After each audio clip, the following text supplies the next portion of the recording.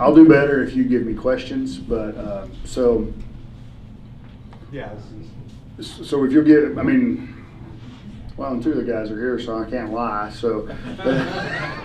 You sure? Well, I can, I just wait till I leave and then they'll tell you the truth.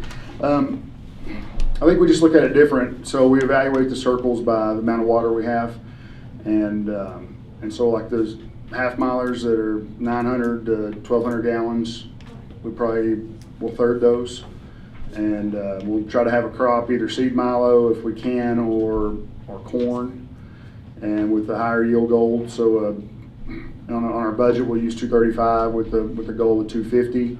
Then we'll have cotton, and then we'll have a limited irrigated corn, which would be 10 to 15 inches of water, with the yield goal of 175 to 200. And then you're asking how we would do that. So we would plant the fully irrigated corn in April. Probably we'll start working, like this year we're going to start working out the kinks April 15th. We'd try to prefer to push that back more to the 20th to 25th. Have all that corn planted by the 5th of May so we can start on our cotton. We'll really push hard on the cotton. And then depending on the variety, we'll come in June and plant the limited irrigated corn, get it established, and then you really never go back to it for a really long time. In fact, Ryan's one of our guys here, and that first year we did it, we thought we were going to kill it. And so there's days that it looks gray and it doesn't look very good, but it's pretty resilient. And then whenever you get back, and really these guys have been pretty influential on us, and me for sure, on just different things you've looked at and trying to hit it at certain times of the reproductive stage. And if we're lucky, we get a rain. So, and that'd be typically how we would manage a lighter water farm. And with that, we found that across the Panhandle where we farm, that the sandy stuff over at Hartley doesn't react the same way. And then sometimes the stuff with contour, sometimes you have to manage how much you put on, because your water holding capacity, even with residue, you still have that running issue, and so you have to be careful there. But typically here in these Sherman, Moore, Hansford, Hutchison, you can put on higher volumes of water, and so we ultimately try to work our way up from an 1.5 to 2 inch passes, and we prefer to use bubblers and try to get that water on the ground and not be as misty. However, over in the more rolling ground in Lipscomb County, we spray, because we've had a harder time keeping it from running. So, did I ask? No, that's Does that kind of description? That way, we'll just go through and have everybody describe your operation, and come back and ask questions away. Sounds good. Use the soil moisture probes at all? Yeah, the guys use soil moisture probes, so the agronomist will look at those, Curtis will look at those, our operations manager, and try to schedule based on where the crop is and what we've got. And sometimes you just have to kind of look away, at some of them. So yeah. Go for it. Ditto. Blah, blah, blah. Our deal is similar to his. Sure, not vast as large as his, but we got some center pivots that are 875 1/2 milers. We are split in thirds. We no-till everything, other than we do strip till the cotton very lightly. Just try to give us some planting dirt to. It's a little easy. The cotton's just a struggle for us to no-till, and we may get there. I don't know, but we've learned that the later we can plant our corn, the better off we are with water consumption. So back in the old days, we'd be real uncomfortable right now, because we think we sure ought to be planting corn here by April 1, and we won't. It'll be May 1. Are you doing a short season then? No, we've found that we can take a full season. When I say full season, 114 to 117 day, and go to the 1st of June. And the difference in the 1st of April planting and the 1st of June is 7 inches of water. savings by doing it the 1st of June. And that's data that came from this research farm. The yield's the same. Now the dry down's gonna be slower, you know, because you're in a cooler season. But, you know, we're down to, like I said, we'll put 500 acres on 875 gallons and split that in thirds, milo and corn and cotton. And of course, again, trying to hit the sweet spots. We're trying to hit sweet spots, and if we get a rain, well, then we extend the yield. If we hit the sweet spot, we don't get the rain, well, then it's not there. But we're trying to leave the most grain or most cotton open to the possibilities. And so that's why we're hitting sweet spots. We start with a full profile. That's essential. Free water? Yep. Yep. And you guys are third, milo, third, cotton, third corn? On the 875 gallon half mile pivot, that's kind of where we are now. You know, the last 130 nozzles are all the same size nozzle on a half mile. So do the math on that, and that's, we've actually gone to drip line, dragging behind sprinklers because of that. We haven't got as far as we'd like to with that. We're still playing with that, still learning that. But we can be more precise with the water, because when those nozzles and the last 130 nozzles are the same, you're overwatering, you're watering right, and the very end is underwatered. And it's a mess, and there's a lot of acres under the last 130 nozzles. And it's hard to manage a mess. And that's one thing we've learned very quickly. I'd rather have light water and have the right nozzle package is to try to have heavy water and the wrong nozzle package, because what do you manage? It's not uniform. And but again, like I said, we're playing with the drip. We've got 4 complete pivots that we're pulling the drip on. We got 2 others that we're playing the inside with the drip. But again, we're talking gallons per hour instead of gallons per minute with a nozzle. And so we're able to fine tune it. The last math I did, we were 22 times more precise with the amount of water we put out through that drip line than we do the nozzle. So we're sliding that way. We are using the soil probes. They're integral. Now we're cheap. We don't have a soil probe in every field. We try to say, well, this feels a whole lot like this field. And so we'll just put 1 probe there and save a little money. And I don't know if that's right or wrong. Dave would tell you that's wrong because he sells probes. But that's all right, David. I still love you, man. But we do use the probes, and the probes in 2011, how do we phrase it, Harold? We were just spectators. Couldn't do nothing. You know, we didn't have the water to pump in a good year, much less 2011. So we were data collecting. I don't know how good that data will become in value, but we have learned, again, going back to the sweet spots, read what it's telling us. And when we make a decision with the pros, it's dollars. It's not pounds, it's not cotton, it's dollars. I love this guy. I'm an economist. Yes. Right? And again, we're not trying to hit high shields. I want to put the most money in the bank, Okay. period. Harold, describe what you do. Man, that's why I let Tom go before me. You notice I was taking notes because I learn every time Tom speaks about something. We're the same way. We're looking at maximizing profit for every inch of water that we pump. Our operation is a little bit different than these guys. Obviously it's smaller, but we are predominantly corn growers, so our approach is a little bit different. We grow 90% of our irrigated acres are on our corn, and 90% of those are continuous corn, and 90% of those acres have been in corn for the last 30 years.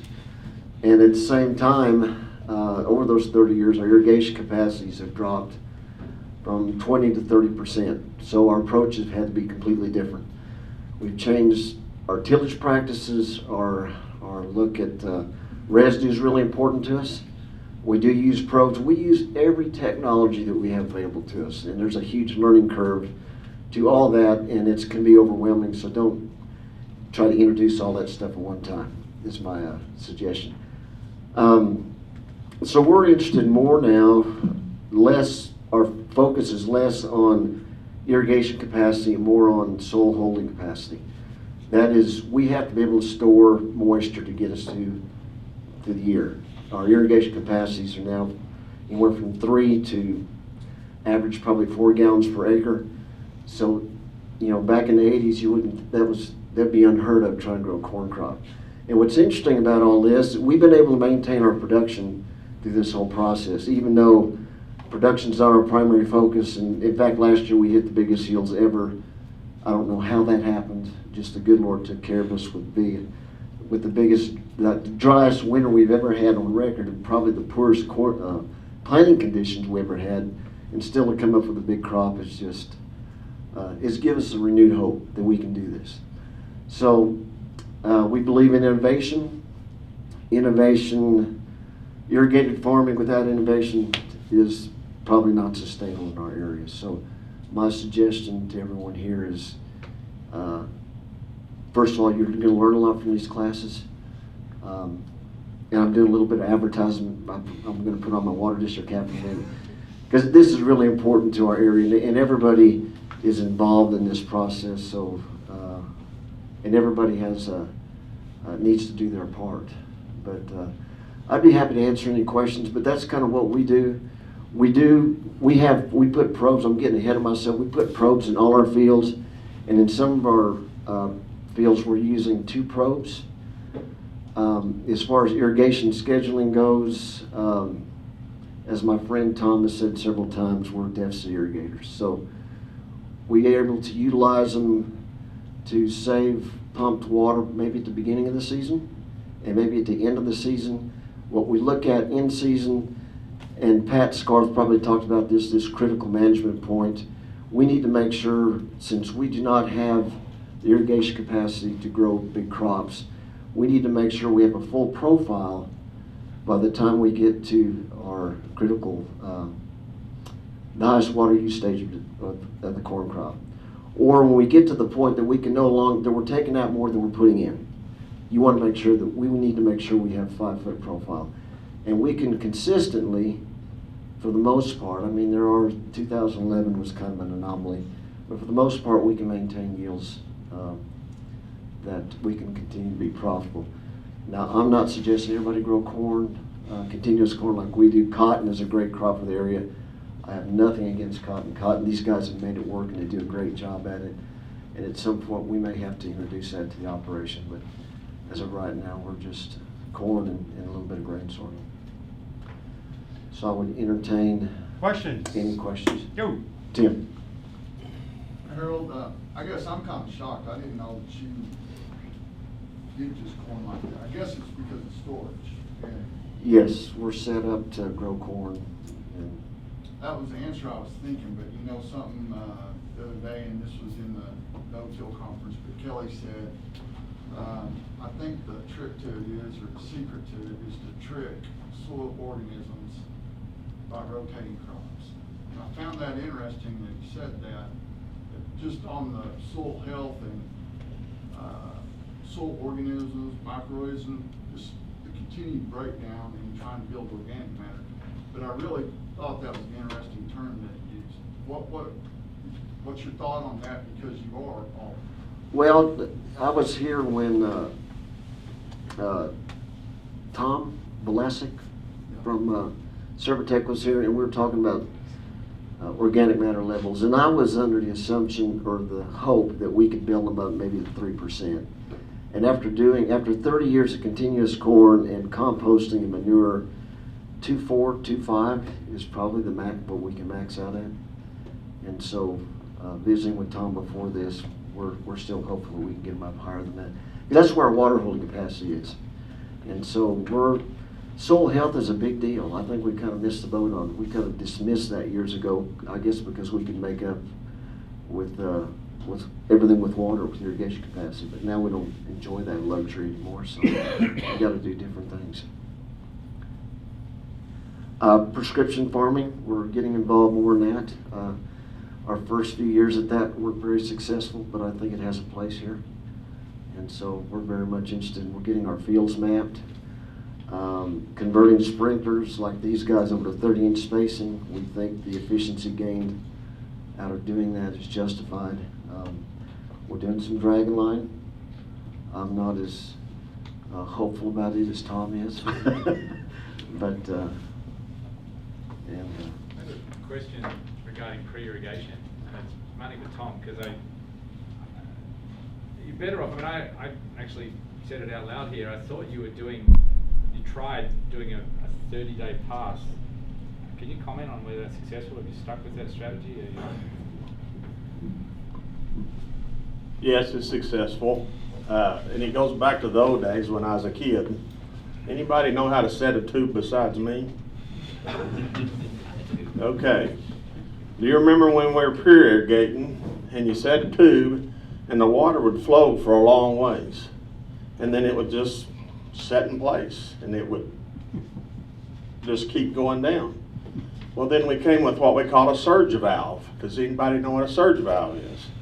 Well, what would we do? We'd run that water for 12 hours or whatever it was, and then the valve would surge it to another spot. Well, when it surged back, the soil structure had changed in a manner in 12 hours to the point that water would zip down that surface and get to the end. That's not what I want to do with the pivot. The pivot's moving the water for me. We feel like once we get water started through the profile, that once we stop that, the structure changes. And once it changes, it requires more water to get a full profile than with one pass, David. Is that what you're asking? Sure. So, I mean, are you trying to put on 5 inches? What's the depends, I guess, about how much? Well, whatever 30 days, it's about as slow as we can go. We have to call Carlisle and say, turn the stall timers off. The wife's not happy. It's not getting any sleep. Because the stall timer keeps going off. But yeah, first, you're looking at, most of the time we're able to deliver about 2,200 a day. So in 30 days, I can't do the math. That's 7.5. 6 inches on it. Huh? Probably 7.5, half of that would be. Anybody got their calculator? 30 times 2 times 42 is 6.6. Yep. And that would be if we were on half a circle. So, we're getting 4 to 5 inches usually. And of course, the way we're doing things like right now, we got a full profile and everything, but last year's cotton, we rely on residue. And Matthew's from Indiana, if you hadn't met him, this is my 2 guys on the front row. I hope they paid attention. You're on the front row. Well, but he's on the front row too. But residue's highly important. Our crops man, Carl Speck, went around this year doing our pre-irrigation checks and said, well, you're full profile and everything except the cotton. You're about 2 to 3 feet, or last year's cotton. And Matthew said, well, I'm going to learn something. I'm going to go out and probe. And Matthew comes back and said, you won't believe it. And I said, what's that? And he said, well, he's right, 2 or 3 feet. But if you get where there's residue, I've got a 6-foot profile. I'm not taking my stalks anywhere but leaving them right there. So are you concerned that with denitrification, with putting that much water on and leaving your stalks right Okay, there? now I got to go back in time again. I'm an old guy, so I got to talk about the old days. Tim, we used to plant 20-inch rows on a 40-inch bed. And if you've ever tried to do that, finding moisture on the side of the bed's not easy. So we pre-irrigated and never failed. We had watered up. So we just decided to plant it and then watered it up. We'd start early April and you'd go across the field and it was slow. So when you started in the 1st of April, it might be the 1st of May before you got through with that field. And I started watching. The last week of April, you saw discoloration in the plants coming up. So as long as I can get it done in March, in the first part of April, it doesn't bother me. Now, is that accurate way to test stuff? I don't know. I'm not a real smart guy. You know, does that answer your question? Does that make sense? It does. I was just looking at how it was coming up. And it's that last week of April. It seems like evidently the temperature gets right. And with as much residue as we leave it on the ground now, I think it may stretch maybe into May. I don't know, because we are so much cooler with the heavy residue. You know, the pivots have helped us there a bunch. And like I said, residue is important to us. It's a pain sometimes, but it's very The only important. tillage you're doing is a little bit of strip till on the cotton. In the cotton. And that's just to get some temperature and get some. That cotton's just, I don't know, it's not my favorite crop. It's But just, it's when the it gets most about that tall, it's economical, all right. right? Sir? It's probably the most economical, right? I mean, it's probably making you as much money as your corn. I don't want to go there. You're the economist. Well, and I've had the talk with the economists. It's just like right now, we have a full profile on last year's corn and last year's sorghum, and yet we're gonna have to pump 4 to 5 inches to fill that profile up on our cotton. Yeah, I agree. Now, where does that money go? It goes to the crop that just left, Yeah. not the one that's coming. No. So by the time you go to add that stuff in there, and I don't like harvest in December, and I don't like it late at night, and fires, but cotton's a good crop. I'm not saying it's not. Right now, On your 30-inch rows, any of you, and you're in the bubble mode, how small of a nozzle do you bubble? I mean, when you start getting that really fine stream, can you bubble that? Yes. We're on 20-inch rows, You're on- okay? I'm But we're, talking our about your drops are on spacing. 30, yeah. Yeah. Yeah. Now, when we first started that, there was nobody to help us. So we thought, man, when it gets down to a 7.5 nozzle, we're just gonna leave it on 60-inch spacings. Well, Harold started the drip with, what's yours is called? PMDI. Yeah, the PMDI, the T&L. And he had a filter. And he said they actually put a filter on a pivot. And so we started putting the filters on the pivots, even with the little nozzles, and we go plumb to the end now with anything we set up. Sevens. We go to sevens and we don't do 60. At 7, and we quit doing 60 or 30 inch, and we go to 60s. And we only bubble till there. And that's what we're doing too. That's when we split up to 7. We had a hard time getting the water to move any, and the nozzles being smaller, we just had trouble. And So it's you keep sprays. from the, yeah, it's usually inside a couple towers, depending on what your nozzle for, so,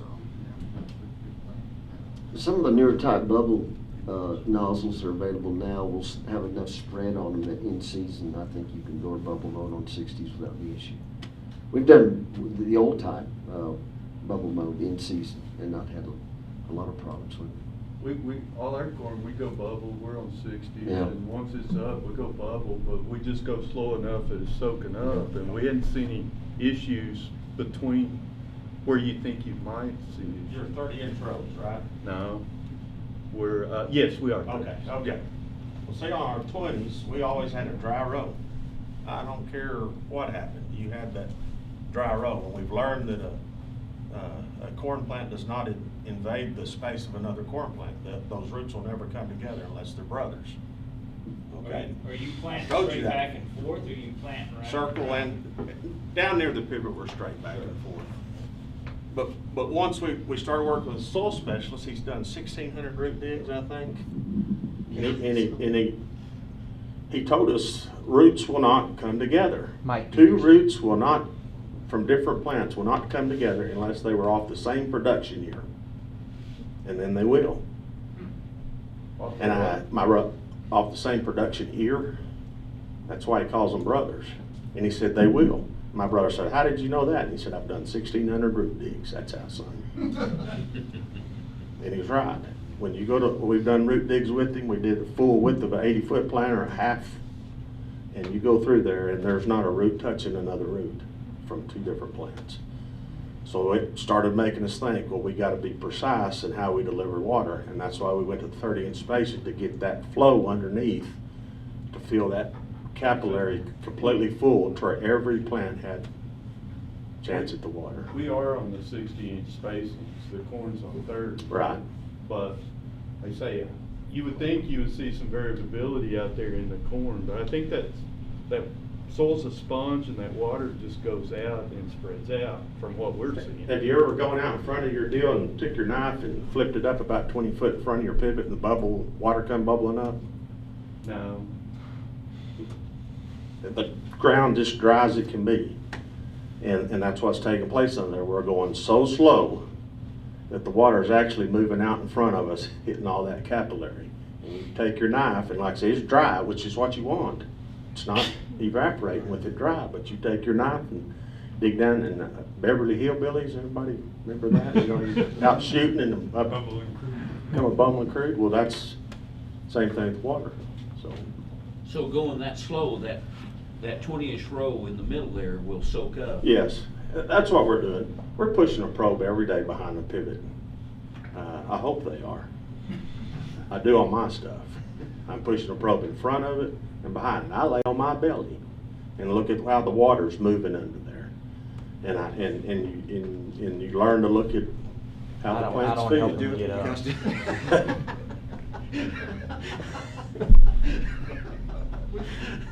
Go ahead. If you think back to 2010, so pre the 2011 drought, That was and a how golden year. and how you irrigated then, and what you're doing now, so all the changes that you've made, and you think about so for someone that hasn't gone through that the last 9 years, if you're trying to give them the benefit of your wisdom, what are the best changes that you've made? I mean, what are some of the technologies that you've implemented? What? The 30-inch spacing in the bubble, I would say, is number one in our deal, and then probably the no-till is number two. Of course, we've been no-tilling for 20 years, our grain sorghum. It's just in the last 4 years we've gone in with the corn and trying to limit what we're doing on the cotton with the residue. And again, because we are so restricted. 2011 was a blessing if we paid attention. It was a curse if you didn't. I don't want to go through it again, David, but I think I learned enough the first time. You talked about that 900 gallon on that half mile and thirds. What are your yields typically? What's an average yield on your mile of corn? On that one this year, we were off a little bit. Our corn was about 240. Grain sorghum was 120 something, I think, on that one, and the cotton was 1,200 pounds. And now the cotton was probably a little higher than average, but the other two were less than the average. So you're stressing that cotton and going after some of the milo, which are good yields. So. Well, and we don't put any money in our cotton. We don't fertilize it. It gets one growth regulator unless it rains, and we are making a continuous pass. That's another thing. So what's your rotation? How are you? What you going corn, milo, and then cotton? Or? The sorghum will follow the corn, the cotton, the milo on that particular circle. Now, some of them are rotating the other way because we're doing seed milo, and we had to accommodate clean ground or something one time that reversed the order. But how tall are you leaving your milo stalks to go back with cotton? Are you concerned? this year they're pretty short. Everything blew down on a Sunday, so we did it with a row crop picker. But usually we're trying to. You're leaving it up, and that doesn't bother your stripping when you're stripping the cotton. No, I did get there. I'm glad you brought that up. We actually roll our stalks down after the cotton gets that tall. We've built a roller that goes in between, and after the cotton gets that tall, we roll those stalks down. Because the stalks are covered for your cotton to get it going. Exactly. But you're just rolling those stalks down. And that residue stays there for the next year. Now we've got such an earthworm mass going on now that we're losing residue right and left. The earthworms are doing their job. Them stinking earthworms, the ones we've been wanting. Harold, And you're wanting to feed them. Harold, were Justin's going whole season, short season?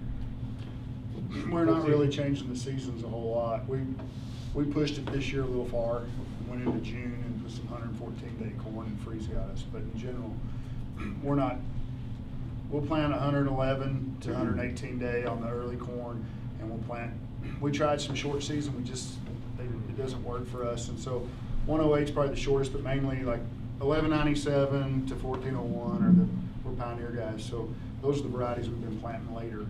So, and a couple things, if you're not in this area, Spearman, we have trouble with some of that. The soil types are different. Lipscomb County are different. And one of those sprinklers we have in Spearman is on 60s, and so I don't know if it's too much volume coming out of those nozzles. It's a 21 or 2200 gallon half mile, so it's different. So it may not work on every farm, but a lot of this, what he does, we do on probably 80% of our stuff, and just nearly all of it over here in these couple counties. So you're not unusual if it does not work as well for you if you're not in these couple counties Yeah. here. It does change with soil and elevation. So Good point. I remember back in the day when Leon first started introducing or researching LIPA in this area, on our half-mile machines when they got to be pretty popular and we had 10-inch pipe available, he was splitting the water intentionally, I think at so many gallons as you got out from the pivot. When it reached a certain gallonage, that's where he was splitting it and putting and going from 60 to 30s. It wasn't because of efficiency, it wasn't because of coverage, but he felt like we just couldn't hold that much water in one place, so he was splitting it. So then we got away from that, now we're going back to it. So it's interesting, that's how it's come full circle there. for us, the residue, I didn't mention that, the residue is important. We are following cotton a lot of times with our early crop, but we had trouble with trying to get the stands where you wanted when you planted at the end of April, before it was too cool when we're trying to split our deal. So all of our limited irrigated corn is 100% no-till because we value that. But you do, when you strip till, especially with the shank rig, we're probably losing 2 to 3 inches that you'll have to come back in and water some. So be aware of that. And then we strip till all the, well, we try to strip till all the cotton ground because, or where we're going to plant cotton, because it is harder to get established and does not fare as well with that. Managing residue is something you'll want to think about. We had chopping heads from deer and really tried to keep the grain carts in the centers, leave the stalk standing because of blowing and beaver dams. This year we switched over to chain rolls. Sorry. So we switched over to chain rolls, and Curtis, who probably should be speaking here instead of me, he did a great, took pictures before and after, and where we did that, it doesn't look as pretty after harvest, but being able to get the stands and the longer pieces for the trash whippers to move and just not blowing around was really important. So managing the residue is really, really important. So you'll want to, you may want to look at those, which I don't, y'all maybe not do the same thing as us, but we also felt like we do some stuff together. And so when we watch what Tom does, the 20-inch rows are pretty important. I was hoping that we mitigated some of the advantages that 20s have over 30s from water conservation with the no-till, and I think we do to an extent, but still 20s are they're nice and they have a place. The challenge probably there is managing all that residue on the 20s. So just a couple things to think about. While you've got the microphone, do you have any, Tom answered the question earlier about irrigation innovations. Do you have anything to add, things that you've changed? Well, I think about 11, but pre-11, when we'd run with no regulators, and if you went out there and that sprinkler was fogging water out and looked like you had great pressure all the way to the end, you felt like you were really doing something. After 11, it was like, no, no way. And I think the bubblers were important. I think getting the nozzles down close to the ground. In higher 30s give you more options. I think you can do it on 60s, but I think 30s give you more options when you're they won't incorporate chemical, but they give you some options with speed. And so if you're trying to move around a circle and do quadrants and go in a full circle, I think they give you some options for, because you don't get that full soak that you were talking about. But I do think they give you some options there. We're putting up our first sprinkler with dragon line on it now. I'm curious how that's going to be. But I would say managing the droplet size and the volume of water you try to put down on irrigation passes were the two things we took away from 11. So how much have you changed on the volume? You've gone from what, normally an inch to 2 inches? Yeah, so for us, normally you'd have pivot tracks that would give you a problem, and so at an inch you could kind of get by is what we had been doing, and now it's, I think they really try to push it as far as you can, and we're still kind of managing with the aquaspies and stuff, and so your volume of water makes a difference, but 2 inches is probably a goal after the corn is up a little, because you got to develop that root system, and that's one of the things that starting that practice early is you treat it that way. And so you want to look at that when you're setting the ear girth and stuff is something kind of important to us.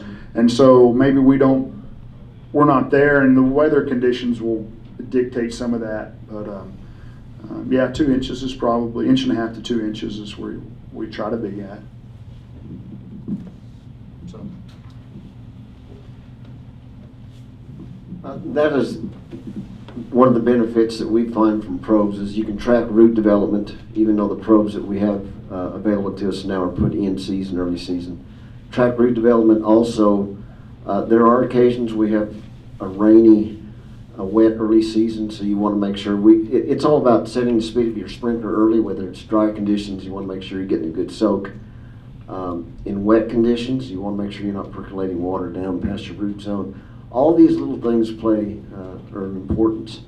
So that's, there's a huge learning curve. I say huge learning curve. It's taken a while for us to get used to reading probes. I'm not a professor like Tom is. Tom is, I think he rivals David, his knowledge of probes. But they're really good tools if you use them. For us in season, as far as irrigation scheduling, like I said before, there's not a lot of irrigation scheduling. We just keep pivots running. And in fact, my comment is they make me anxious if I look at them all the time. But Tom's a student of it, so he likes researching and looking at these things. And then end of the season, we're looking to make sure that the plant, corn crop, whatever it is through using water. We like to see it flatline. So there, we feel like it's a valuable tool. That's why we utilize it. We're really looking forward to the day that we can have a permanent probe that we can look at, measure soil moisture in the wintertime. That'll help us a lot in decision making and not having to pre-water too early. We want to, we don't want to start until we absolutely have to. Right now we probe just like Tom does, but there's always it's kind of as many years as we've done it, it's still like, is that right? Or, we just do the best we can. We would like something exact, more, I would anyway. And so we're looking forward to that day. In the wrong occupation. Right, but we're striving toward that. Coming back to that question I asked about 15 minutes ago. On your corn, are you planning, we're Justin splits his planting dates? We are splitting planting dates. To kind of change? Yes, to fit in better with our irrigation, if you want to call it irrigation scheduling. I think at 4 gallons, close to that mark is where we're splitting planting dates. We'd like to have 30 days from that first planting date to the second planting date. Obviously, there's some challenges there. I mean, you can only, once you get in the middle of May, we can't be splitting stuff. So we try to get all the stuff, the lower gallonage stuff planted, split early.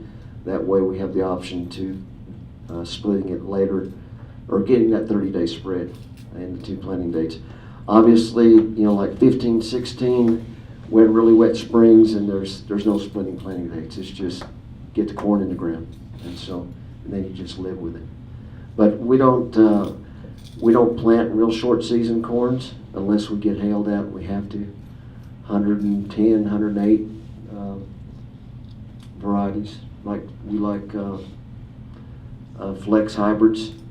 One of the challenges with 30-inch rows, real quickly, that Tom gets to realize, one of the benefits that I see of 20-inch rows is that he can plant lower populations, especially with an ear flex variety. Because of the 20s, they shade so quickly that we limited there to an extent when we start getting down past or lower than 20,000 seed per acre. we don't shade as quick, and then we end up we're losing any benefit by those lower populations. So 20s in that, from that type of situation, I think work very well. What's your planting population you shooting for? 28,000 is what we're dropping. You do any variable rate? We are. And that goes by hybrid if we have a really good ear flex hybrid. That's something we're kind of learning. We were introduced to a couple of years ago, didn't have very high success at it. But we have the technology available, the variable rate stuff, our planters and our fertility. And we just really didn't know. We were letting people write our prescriptions instead of introducing our crop consultants and getting them involved with this, because we know the history of our fields. The other people that are writing prescriptions are basing their prescriptions on, I don't know where they're getting their prescriptions from, but it's obviously it did not work for us. So, but it just makes sense to us when you map your field real quickly and you find areas that consistently, based off yield data, that consistently do not perform like the rest of the field, and you map your field early season with whatever technology you're going to use, and you realize that you have shallow soils there, and you know that it just doesn't have the capability of some other fields, of the other parts of the field, so it just makes sense. Why do you want to keep putting the same amount of fertility there or planting the same population there if it just does not have the ability to produce like the rest of the field? Especially on limited irrigation. If we could put a lot of manure down there and put a lot of water on it, maybe, but we don't have that luxury anymore. So that's why it's interesting to us, and I think that's the direction we want to go. Also, with variable rate irrigation, we're not able, that technology hasn't been fully realized yet, but we can, in some of our fields, we can see that there's quadrants that we can actually slow down and speed up. And so we're looking at that also. So anything we can possibly do. I'd tell you, in planting in June, and when you start planting in June, what we found, really probably the fifth, after the first, the fifth is probably about the farthest we've been able to get, and really get above 200 very, very well. Now, the one thing I will tell you is that our input costs are a lot less. We typically don't ever spray for miticide. We don't ever spray miticides. Our herbicide costs are a little less, and then we normally don't have to spray fungicide either. So we do reduce the cost, but you can't get there. But I remember we were doing some comparisons on the sorghum versus corn, and we had one field that we watered in August on 118. It was a couple years ago, and we watered it in August. Was all they received other than rain and getting watered up. And it was like 145 or 149, but I was just doing the math there, and that's 8,100 pounds, so equivalent to Milo. So it's still pretty good. So it's amazing what you can put the corn through and still be successful, depending on what you consider success. But if you can give it any kind of water, a couple passes or just fast passes through going to your major crop, it'll respond for you and be better than you'd think. So. Other questions? Okay, well, we've come to the bewitching hour. Let's do a hand to our panel.